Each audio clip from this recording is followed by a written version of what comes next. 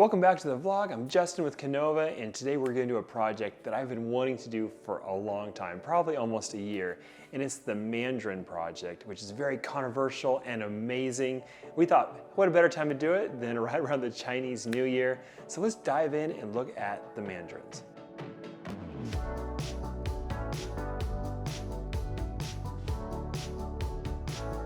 So before we dive into the animals, let's talk about a little bit of controversy around the Mandarins. Everybody agrees the supers are amazing, but the single gene form, like the heterozygous form, is subtle at times, and it's compounded by the fact that so many of the original Mandarin animals, I think, were mis-ID'd. So a lot of people who were working on this project have received animals, so maybe some were real and some weren't, but then it's being proliferated by the fact that you hatch a Cltch with maybe a normal that's a little bit red, and then the babies look like the parents, and so those are ID'd as Mandarins, and we have a significant number of animals on the market that are not actual genetically Mandarins. And so there's a big difference between the real ones and the fake ones, but the fake ones have given people a real doubt about the project and how cool they are. And I don't think most people are doing this maliciously. We see this a lot with the subtle morphs, is misidentifications can proliferate unintentionally.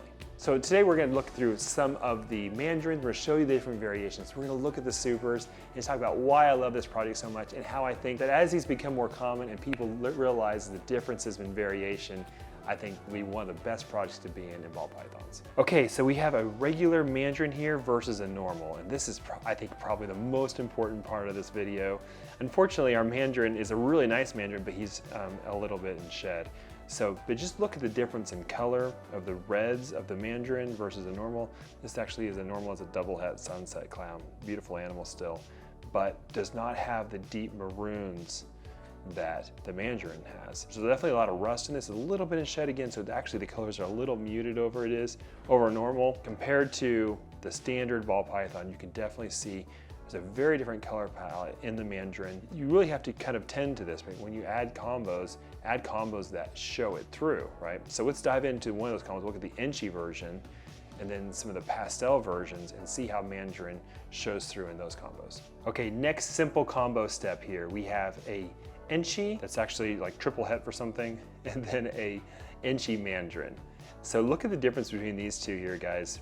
The Enchi, of course, is known for just being a really nice golden color. They usually have this really interesting kind of fade down the side where it has all these little pink spots in it. Very banded, very gorgeous. Then if you move into the Mandarin version, you have an animal where all that kind of maroon rust has kind of overtaken the snake. You have a different color to it overall, and then you kind of lose a little bit of that fade. You still see the pink coming in there a little bit, but overall it's more of a single color, a single tint of this rusty orange compared to the kind of pale colors of the normal Enchi. Okay, one more animal here in this zone. This is a Pastel Enchi Yellow Belly Mandarin.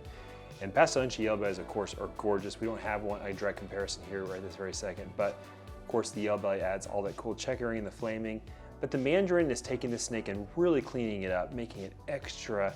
I mean, of course, the Pastel is still a yellow, but it's like a tangerine kind of tone with the Pastel Enchi and the Mandarin together. I think Mandarin works extremely well with Pastel. I think with Mandarin, generally speaking, you want to go more for the pure orange, but it is a great enhancement in any of the yellow snakes as well. Without the Mandarin, this animal would be more of a pale yellow, I would say, like just a light pale yellow without the orange undertones, and then not nearly as clean on the back. You know, a lot more of that speckling that you see there in the dorsal, which creates dirtiness as it grows. So before we get too far along, I want to show you the adult versions because I know you guys love the adult versions, and it's really critical to know how they're going to age.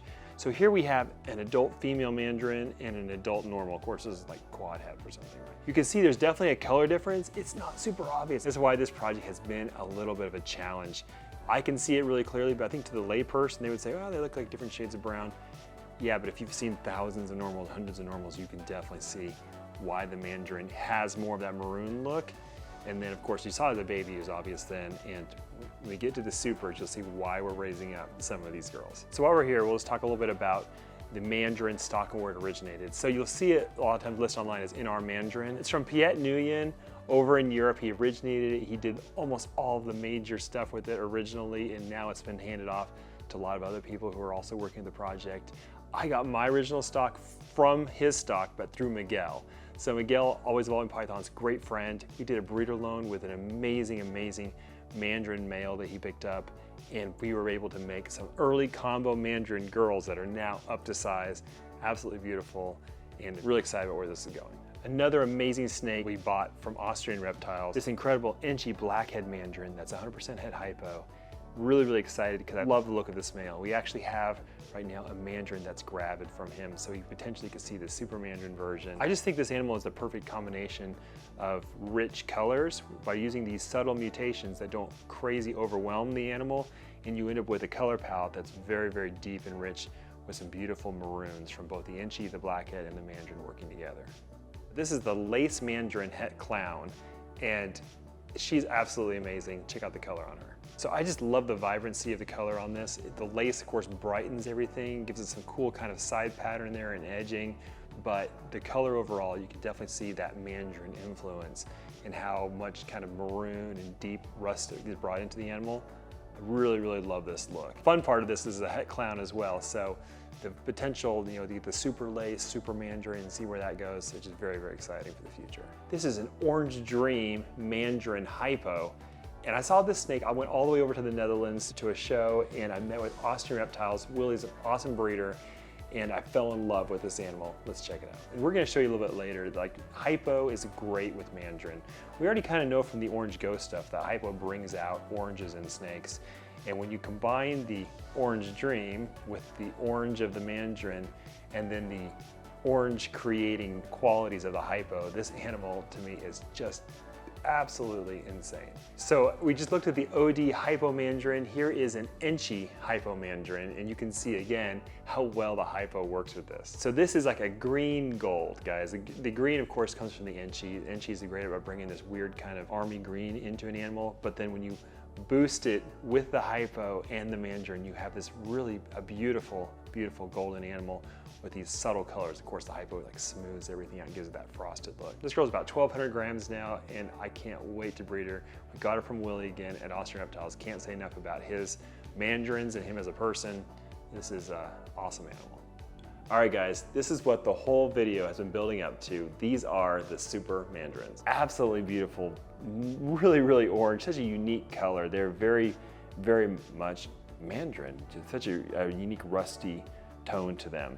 And this is gonna kind of bring up a little bit more, I wouldn't say controversy, but just how we're trying to figure out this project and why some people, and different schools of thought about how the super works. I bought both of these from TJ Yarborough, who is here in the United States and definitely the leader in producing and developing the Mandarin project here in the US. Now, kind of the conventional theory has been that this is the super Mandarin by itself.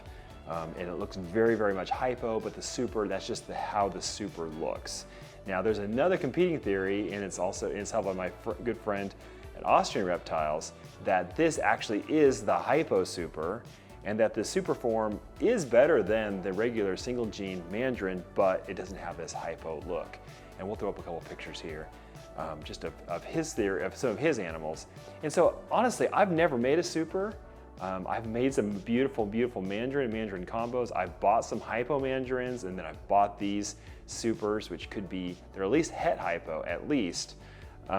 And I don't know, guys, I'm gonna keep bringing you the information as I actually produce them, and I have my own kind of feedback. A lot of what I have is het hypo. I think the complication of this project has been that almost all, or a lot of the original Mandarins were het hypo. And so when people started hatching some of the hypo stuff out of that project, they assumed that it wasn't hypo, that it was somehow just a product of the project itself. And so, yeah, this is a journey we're on, and I hope to bring you guys some more details about it, but I just want to share these beautiful supers and how gorgeous they are, hypo or not. This is, to me, what's so special with this project, where we can bring it in the future, where we can develop it from here, even if they're hypos, and we just take it from this platform on. I'm super excited about where it's gonna go. Guys, that's it. That's an overview of the Mandarin project, my thoughts on it. What do you guys think? Is it exciting to you as it is to me? I think it brings a whole new color palette into the equation, and I can't wait to see where it comes. Let me know your thoughts in the comments below. Thank you so much to all the Patreons and our sponsor, Ship Your Reptiles. Also, a little bit of housekeeping. We are now doing our Morph Market drops on Friday. So every Friday, be sure you log into Morph Market and see the latest snakes from KINOVA if you're interested in having one of our snakes. We'll put a link in the description below.